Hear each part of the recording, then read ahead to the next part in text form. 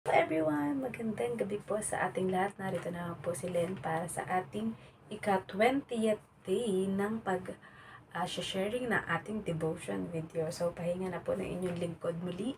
Kaya tayo ay makakagawa na ng video. At bago po yan, huwag natin kakalimutan sa lahat ang manalangin. So, Ama namin Diyos na makapangyarihan sa lahat, muli nagpapasalamat po kami, Panginoon, sa panibagong buong araw na ito, Panginoon, na ipinagkaloob niyo sa amin. Una po ay salamat, Panginoon, sa pagbibigay sa amin ng kalakasan, Panginoon, mga biyaya, Panginoon, na hindi namin napapansin, ngunit ito ay dapat namin ipagpasalamat sa inyo, Panginoon, at dalangin namin, Panginoon, na sa araw ng bukas muli, ibigyan niyo kami ng panibagong lakas, panibagong buhay, Panginoon, upang harapin ang bawat araw ng pagdakila at pagpupuri sa inyo, Panginoon. At ngayon, dadako na naman po kami sa muling pag-aaral ng inyong mga salita, Panginoon, at nawa, Panginoon, ay ikaw ang mataas, Panginoon, ng iyong anak na si Jesus at ang banal na Espiritu, Panginoon, at sa aming laging magiging pag-aaral na ito, Panginoon, ay mainlove sa inyo ang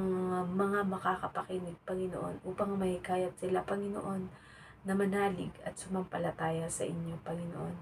At nawa, Panginoon, ay lagi niyong gamitin ang inyong lingkod, Panginoon, bilang tagapagpahayag ng inyong mga salita, Panginoon, bagamat ako man ay may mga kahinaan din, Panginoon, ngunit alam kong kayo ang nagpapalakas sa akin, Panginoon, at laging humihipo sa aking labi, Panginoon, upang aking mga masabing mga pananalita, Panginoon, at karunungan ay nagmumula sa inyo. Muli, binabalik po namin ang lahat ng papuri at pasasalamat sa tayong pangalan yung bugtong na anak na si Jesus. Amen. So, ang nakalagay po dito sa Lucas 17:20 ay ang pagdating ng kaharian ng Diyos. Minsan, si Jesus ay tinanong ng mga Pariseo kung kailan darating ang kaharian ng Diyos. Sumagot siya, walang makikitang palatandaan ng pagdating ng kaharian ng Diyos. Message, ang pag-uusapan naman dito ay tungkol sa pagdating ng kaharian ng Diyos, kung saan ang mga Pariseo daw ay tinanong kay Jesus kung kailan ito darating. Sinagot naman sila ni Jesus na wala daw makikitang palatandaan ng pagdating ng kaharian ng Diyos. Application, nanunubok lang naman talaga ang mga relihiyosong mga Pariseo na iyon, kaya laging nakabantay kay Jesus. At gaya ng sinabi ni Jesus, wala talagang makakakita ng palatandaan sa pagdating ng kaharian ng Diyos dahil ito ay nangyayari sa loob ng puso at isip ng isang tao. Dahil kapag pinapasok, tinanggap bilang Diyos at tagapagligtas, ay paghaharian na ang buhay niya nito, ni Jesus. Magkakaroon siya ng pagbabago, kapayapaan, pag-ibig, pag-asa at buhay na walang hanggan, na kahit hanggang sa lisanin ang buhay dito sa mundo ay di nahahatulan pa, sapagkat si Jesus ang makikita sa kanya. O yan po rin ang pagkabasa ng salita ng Diyos. So yun nga, base sa ating pagbabasa dito, kasi syempre gustong subukin ng mga Pariseo si Jesus, dahil nga ang itinuturo ni Jesus ay tungkol sa pag-ibig at grasya o habag na mula sa Diyos. Syempre ang mga Pariseo or mga Hudyong mga maaalam sa mga kautosan ni Moises dun sa lumang tipan is ayaw nila yung itinuturo or ipinapakita ni Jesus. Kumbaga sa kanila, nasasabi nila na si Jesus nilalabag niya ang mga batas ni Moises.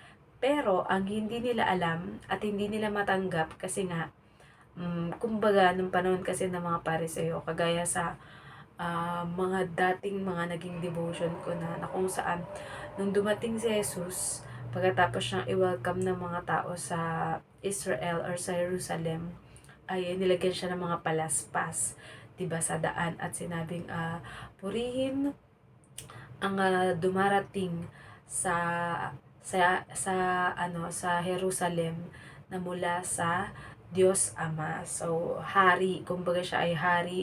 Alam niyo na, Prince of Peace ang ating Panginoong Yesus, dahil siya nga ang nagdala ng kapayapaan at kaligtasan sa atin sa buong mundo. So, pagkadating niya na yon sa Jerusalem, ang ginawa niya, pumunta agad siya sa sa templo, na kung saan ang ginagawa kasi doon ng mga tao, dahil di ba sa sinaunang paniniwala nga na kapagka gusto mong mapatawad ang iyong kasalanan, bibili ka ng iba't ibang klaseng hayop. So, dun sa labas ng templo, may mga nagpapalit ng pera, ayan, may mga nagtitinda ng mga iba't ibang klaseng hayop na susunugin bilang alay sa templo para matubos ang kanilang kasalanan.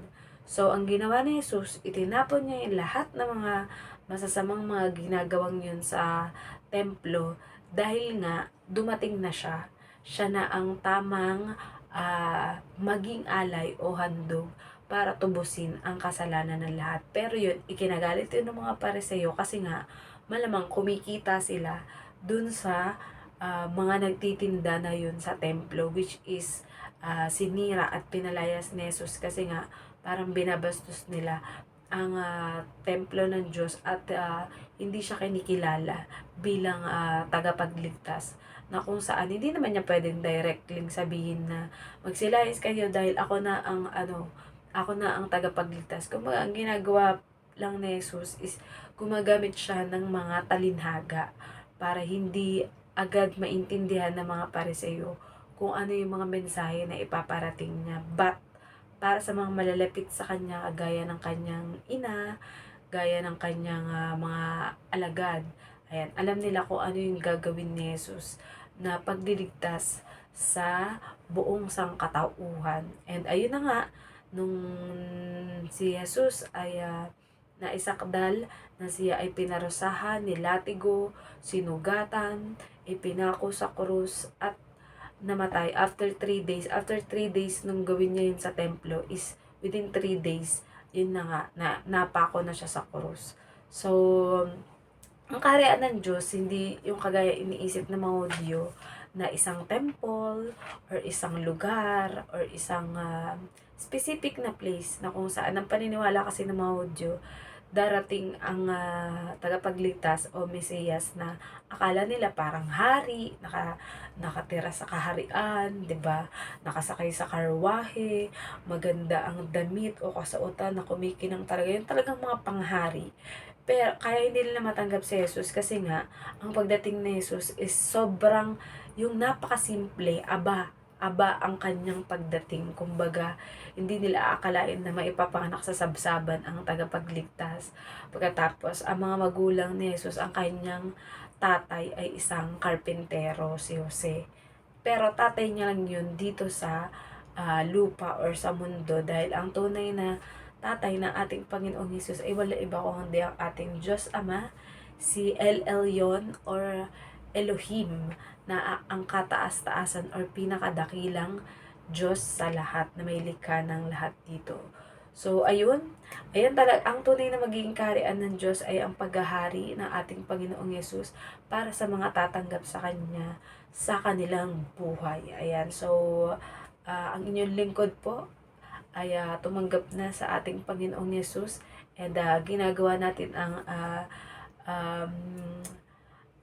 ang iniutos ng Diyos na gawin nating disipulo or ibahagi natin sa iba ang kaligtasan tungkol sa ating Panginoong Yesus sa pamamagitan nito ng ating sharing ng devotion video, sapagkat malamang hindi sapat ang aking pagpo-post lang ng picture ng aking devotion, kaya mas maganda naman nagkakaroon ng paliwanag upang mas lalong higit na maintindihan ng mga tao ang tungkol sa paghahari ng ating Panginoong Yesus. So, isang beses nang po ginawa ang kamatayan at muling pagkabuhay ng ating Panginoong Yesus, at ang inaabangan ng lahat ay ang second coming o muling pagbabalik ng ating Panginoong Yesus, kung saan hindi na niya kailangang mamatay noon. Hindi na siya kailangang ipako sa krus at magkatawang tao, kundi ang gagawin na niya ay rapture, na kung saan ay isasama ang lahat ng mga sumunod, nanampalataya, naniwala at nagmahal sa ating Panginoong Diyos, na kung saan maaring sa isang iglap, ayan, ang isang tao ay mawawala ng bigla dahil isasama na ng ating Panginoong Diyos sa kaharian na at isasama na ng ating Panginoong Yesus sa kaharian ng Diyos, at doon ay mamumuhay ng walang problema, walang kasalanan, at mapayapa at punong-puno ng pagmamahal at pagpupuri sa ating Diyos at sa ating Panginoong Yesus. So, kung hindi pa kayo nakakaisip or hindi pa bukal sa inyong kalooban na tanggapin at papasukin ng ating Panginoong Yesus, it takes time naman. So, whenever you're ready, ayan, pwede nyo kaming i-message ako bilang nagbabahagi din ng mga aral at salita ng ating Diyos. Ayan, pwede nyo kaming i-message or i-video call para sa gusto nyo pang magkaroon ng deeper na kaalaman tungkol sa ating Panginoong Diyos. Pero iba naman sa inyo, yun nga isinasuggest ko, magkaroon din kayo ng sariling pag-aaral ng Word of God, or kung hindi, medyo nahihirapan kayo or naguguluhan, pwede din kayong manood ng mga preaching na about grace and mercy ng ating Panginoon sa YouTube. Pero syempre, piliin nyo kung sino yung mga papakinggan nyo or kung gusto nyo ng mga recommendation. Ayan, meron tayong mga pwedeng send sa inyo ng mga link. Ayan. So, nawa ay maghari sa atin ang kaharian ng ating Panginoong Diyos, kung paano naghahari siya sa kaharian niya sa langit, ay ganoon din na mangyayari sa atin dito sa lupa, na kung saan ay maghahari ang ating Panginoong Diyos at Panginoong Yesus sa ating puso at isip. At sa muling pagbalik na ating Panginoong Yesus ay magkakasama-sama tayo sa kanyang kaharian. So, tayo po ay mag-end na sa pamamagitan ng panalangin. Ama namin Diyos na makapangyarihan sa lahat, muli Panginoon, maraming salamat po Panginoon para sa kasiguruhan Panginoon na alam namin ang aming pangalan ay nakasulat na sa aklat ng buhay Panginoon. At nawa Panginoon ay magbigay daan ito Panginoon para sa mga iba na naguguluhan pa Panginoon at hindi pa nila alam ang kanilang gagawin Panginoon. Buksan niyo po ang kanilang paningin Panginoon upang makita kung ano ang layunin Panginoon na ipinababatid ninyo sa kanila sa pamamagitan ng pagbabahagi namin ito ng inyong mga salita, Panginoon. At nawa, abang hindi pa huli ang lahat, Panginoon, ay papasukin nila ang inyong anak na si Jesus sa kanilang buhay, Panginoon, sapagkat walang ibang daan patungo sa inyong kaharian at sa inyong kalwalatian, Panginoon, kundi ang Panginoong Jesus lamang po. Sapagkat nais namin, Panginoon, na mga kakilala namin ito, Panginoon, at mga makikilala pa, Panginoon, ay makasama namin, Panginoon, kasama na aming mga pamilya, na aming mga kaibigan, Panginoon, at kamag-anak, at mga malalapit sa aming puso, Panginoon, na hindi sila makasama, Panginoon, sa mga magdadanas ng mga matitinding kahirapan, Panginoon, or delubyo, Panginoon, na mangyayari sa muling pagbabalik ng inyong Panginoong Yesus, Panginoon. Nawa, Panginoon, ay maging bukas ang kanilang puso at isip, Panginoon, na tanggapin, Panginoon, ang inyong anak na si Jesus, sapagkat walang ibang paraan, Panginoon, para kami makalapit sa inyo, Panginoon, kundi sa pamamagitan ng inyong anak na si Jesus, Panginoon. Dalangin po namin, Panginoon, na ang lahat ng aming panalangin, Panginoon, sa lahat ng aspeto ng aming buhay ay sinagot niyo na, Panginoon. At tulungan niyo po kaming lagi, Panginoon, upang maging matapang na ipahayag ang inyong salita sa bawat makakapakinig nito. Muli, ibinabalik po namin ang lahat ng papuri at pasasalamat sa tayong pangalan ng bugtong na anak na si Jesus. Amen. Ayan, sorry po, medyo napahaba. So, good night po sa ating lahat. And God bless. Bukas po ulit. Bye!